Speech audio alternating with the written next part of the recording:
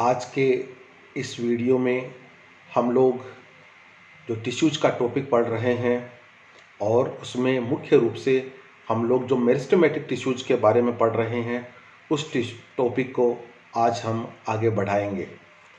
BSc part second के इस group में आप सभी का फिर से स्वागत है, अभिनंदन है।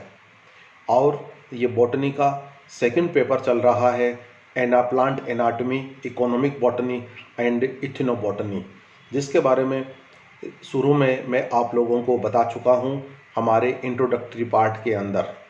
और उम्मीद करता हूँ कि शुरू के जो 3 वीडियोज हमने लगाए हैं ग्रुप पर वो आप लोगों ने अच्छी तरह से देखे होंगे, समझे होंगे, और उसी क्रम में अब हम आगे चल रहे हैं। जो लास्ट वीडियो था हमारा, उसमें हमने एपिकल मेरिस्टेम के बारे में शुरुआत की थी। एपिकल मेरिस्टेम को समझाने के लिए अलग अलग जो थ्योरीज दी गई है उस थ्योरी के बारे में आज हम यहाँ पर चर्चा करेंगे, बात करेंगे कि एपिकल मेरिस्टेम जो सबसे ऊपर की तरफ होती है, यहाँ पर हम पहले स्टेम की बात करेंगे, फिर हम रूट की बात करेंगे। तो स्टेम के सेंस में सबसे शीर्ष के ऊपर जो सेल होती है उसको हम एपिकल सेल कहते हैं। नोड पर होती है उसको हम इंटरकैलरी कहते हैं, और साइड में होती है उसको हम लेटरल मेरिस्टेम कहते हैं। ये पिछले वाले वीडियो में हम लोग देख चुके हैं। आज हम मुख्य रूप से जो एपिकल मेरिस्टेम है वहाँ पर अलग अलग प्लांट्स के अकॉर्डिंग कितनी कोशिकाएं पाई जाती है उसके आधार पे जो अलग अलग वैज्ञानिकों के द्वारा जो सिद्धांत प्रतिपादित किए गए हैं उनके बारे में आज हम यहाँ पर चर्चा करेंगे। जैसा कि हम जानते हैं, कोई भी रिसर्च होती है, अनुसंधान होता है, उसके फेवर में अलग अलग वैज्ञानिक अपने तर्क प्रस्तुत करते हैं, और वो सबसे सर्वमान्य जो थ्योरी होती है, जो सर्वमान्य होती है और सब प्रकार के पौधों पे लागू हो, उस थ्योरी को सबसे ज़्यादा एक्सेप्टेबल थ्योरी माना जाता है। फॉर एग्ज़ाम्पल, मैंने किसी प्लांट के ऊपर काम किया और मैंने जो बातें कही, मेरे बाद में आने वाला व्यक्ति या वैज्ञानिक उसी के बारे में कोई अनुसंधान करता है और उसको कोई नई जानकारी मिलती है, तो निश्चित रूप से मेरे वाली जो थ्योरी है वो डिस्कार्ड कर दी जाएगी, अस्वीकार कर दी जाएगी, और नई थ्योरी है वहाँ पर आ जाएगी। तो इसी तरह से यहाँ पर भी अलग अलग थ्योरी के बारे में हम लोग पढ़ेंगे। जैसा कि मैंने पहले भी बताया था, जो आपका सिलेबस है वो आपके माइंड में होना चाहिए। यहाँ पर जो रेड कलर में मैंने लिखा है वहाँ उस पर्टिकुलर टॉपिक की हम लोग बात कर रहे हैं। मेरिस्टेम के बारे में सामान्य बातें हम लोग कर चुके हैं, और आज का जो हमारा टॉपिक है वो है various theories related to organisation of apical meristems. Apical meristem को समझाने के लिए जो थ्योरीज दी गई है, जो सिद्धांत दिए गए हैं कि किस प्रकार से वहाँ पर कितने सेल्स होती है, उसके बारे में आज का ये हमारा टॉपिक है। ये निश्चित रूप से आपके सिलेबस का बहुत ही महत्वपूर्ण है, और जब हम प्लांट एनाटॉमी पढ़ते हैं तो इन सब बातों के बारे में हम लोगों को निश्चित रूप से जानकारी है वो होना जरूरी है, अति आवश्यक है कि किस प्रकार से प्लांट के अंदर लगातार विभाजन की प्रक्रिया चलती है और प्लांट है वो लगातार ऊपर की तरफ बढ़ता है। तो ये है आज का टॉपिक हमारा, एपिकल मेरिस्टेम से संबंधित जो सिद्धांत है उनके बारे में हम लोग बात करेंगे।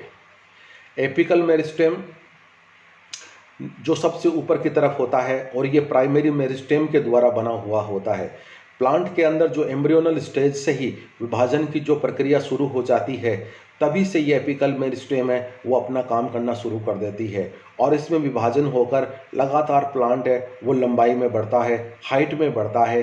इसलिए ये प्राइमरी मेरिस्टेम का पार्ट होता है, और यही चीज़ है वो यहाँ पर लिखी हुई है, और ये बिल्कुल शीर्ष या एपिकल पर पाए जाते हैं। और एम्ब्रियो के अंदर जब विभाजन होकर जो सेल्स बनकर हमारे सामने आती है, इसके मुख्य 2 पार्ट होते हैं। एक को हम कहते हैं रेडिकल और एक को हम कहते हैं प्ल्यूमूल। जो रेडिकल होता है हिंदी में जिसको कि हम मूलांकुर के नाम से जानते हैं, आगे ये और विभाजन कर कर रूट का निर्माण करता है। और जो प्ल्यूमूल है जिसको कि हम हिंदी में प्रांकुर के नाम से जानते हैं, इसमें विभाजन होकर यह शूट का निर्माण करता है, और शूट के ऊपर स्टेम और लीफ यानी पत्तियां पाई जाती है, और पूरे जीवन पर्यंत इसमें विभाजन करने की जो प्रवृत्ति है या क्षमता है या जो कैपेसिटी है वो पाई जाती है, और तभी प्लांट लगातार निरंतर ऊपर की तरफ लंबाई में बढ़ता रहता है। तो ये होगा आज का हमारा टॉपिक।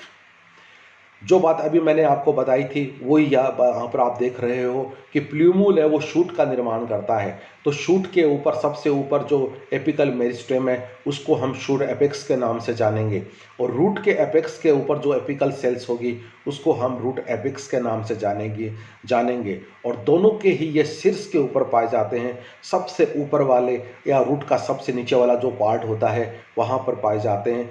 रूट नीचे की तरफ बढ़ती है, शूट ऊपर की तरफ बढ़ता है। ये एक यूनिवर्सल ट्रूथ है। जो रूट होती है वो पॉजिटिवली जियोट्रॉपिक होती है और जो शूट होता है वो नेगेटिवली जियोट्रॉपिक होता है। गुरुत्वाकर्षण के विपरीत जाता है, रूट गुरुत्वाकर्षण बल की तरफ जाती है। तो दोनों के दो अलग अलग नाम हैं, एक शूट एपेक्स हुआ, दूसरा रूट एपेक्स हुआ। यहाँ पर फिलहाल इस टॉपिक के अंदर हम लोग शूट एपेक्स के बारे में पढ़ेंगे, जिसको कि प्ल्यूमूल ने बनाया है, और ये चीज़ आप यहाँ पर आसानी से देख सकते हैं। और एपिकल मेरिस्टेम के अंदर जो शूट के बारे में जो बात अभी हम लोग को कर रहे थे, इस चीज़ को समझाने के लिए अलग अलग वैज्ञानिकों ने अलग अलग समय पर अलग अलग सिद्धांत प्रतिपादित किए कि आखिर यहाँ पर होता क्या है, किस प्रकार से इनमें विभाजन होता है और किस प्रकार से ये निरंतर विभाजन कर कर प्लांट की जो हाइट है या लंबाई है उसको बढ़ाने का काम करता है। तो आज का जो टॉपिक, जैसा कि सिलेबस के अंदर मैंने मार्क करके आपको बताया है, important theories to explain apical meristem in shoot, ये होगा हमारा टॉपिक। एपिकल मेरिस्टेम को समझाने के लिए अलग अलग समय पर 3 सिद्धांत है वो मुख्य रूप से प्रतिपादित किए गए। पहले का नाम है एपिकल सेल थ्योरी, दूसरे का नाम है हिस्टोजन थ्योरी, और तीसरे का नाम है ट्यूनिका कॉर्पस थ्योरी। तीनों ही थ्योरीज अपने अपने समय में बहुत ही सर्वमान्य रही है, लेकिन हर चीज़ की, जैसा कि हम जानते हैं, मेरिट और डीमेरिट्स होती है। तो इनकी भी मेरिट और डीमेरिट्स रही है, उसी के आधार पर नई सिद्धांत है वो हमारे सामने आया और पहले वाला सिद्धांत है उसको अस्वीकार कर दिया गया। तो तीनों सिद्धांतों के बारे में हम यहाँ पर विस्तृत रूप से अध्ययन करेंगे कि इन सिद्धांत के वैज्ञानिक कौन थे और उन्होंने क्या क्या बातें बतलाई, कौन सा सिद्धांत किस टाइप के प्लांट के लिए सही है। ये रहेगा हमारा मुख्य रूप से फोकस इस टॉपिक पर रहेगा। तो पहले वाली जो थ्योरी है जिसको हम नाम दे रहे हैं एपिकल सेल थ्योरी, इस थ्योरी को 1858 में नेगेली नामक व्यक्ति ने प्रतिपादित किया था। अब आपके जो 1 नंबर का क्वेश्चन आता है एग्जाम में, उसमें आपसे ये पूछा जा सकता है एपिकल सेल थ्योरी को देने वाला वैज्ञानिक का नाम क्या था। तो उसका आंसर है वो यहाँ पर आपको दिखाई दे रहा है। उस वैज्ञानिक का नाम था नेगेली, जिसने 1858 में इस थ्योरी को प्रतिपादित किया। और उस व्यक्ति ने क्या बतलाया कि प्लांट के शीर्ष के ऊपर या एपिकल रीजन पर केवल एक कोशिका होती है, और इस एक कोशिका में लगातार विभाजन की प्रक्रिया चलती रहती है, और लगातार विभाजन होकर एक नया प्लांट हाइट में या लंबाई में वो बढ़ता रहता है, और इस सेल को हम एपिकल सेल के नाम से जानते हैं। जो मुख्य बात नेगेली ने बतलाई कि केवल एक सेल होती है और उसमें विभाजन होता है, और विभाजन किस प्रकार से होता है उसके बारे में उन्होंने कहा कि वहाँ पर ऊपर की तरफ जो एपिकल सेल है, जैसा कि आप इस डायग्राम के माध्यम से देख रहे हो, मैंने लिख रखा है एपिकल सेल सबसे ऊपर की तरफ, शीर्ष की तरफ, और इसमें विभाजन होकर बहुत सारी कोशिकाएं हैं वो नीचे की तरफ आती है, और प्लांट लगातार ऊपर की तरफ है वो बढ़ता चला जाता है। बहुत ही सिंपल डायग्राम बनाने की मैंने कोशिश की है। जहाँ तक मैं समझता हूँ किताबों के अंदर इतना सिंपल डायग्राम है वो हम लोगों को नहीं मिल पाता है। जो मेन बात इस डायग्राम के माध्यम से जो हम दिखाना चाहते हैं या बतलाना चाहते हैं वो आपके सामने है कि शीर्ष के ऊपर केवल एपिकल सेल होती है, और यही एपिकल सेल है जिसमें विभाजन होकर लगातार ऊपर की तरफ चलती रहती है। यहाँ पर भी वही बात बतलाई गई है कि केवल एक सेल होती है, और इस एक कोशिका में 3 तरफ कटिंग अवस्थाएं होती है। कहने का मतलब ये है कि 3 दिशाओं में नई नई कोशिकाओं का निर्माण होता है, और बहुत सारी जो डॉटर सेल्स आ जाती है, पुत्री कोशिकाएं आ जाती है, वो प्लांट के अलग अलग भागों का निर्माण करती है, जैसे लीव्स है, ब्रांचेज है और दूसरी रिप्रोडक्टिव स्ट्रक्चर्स है।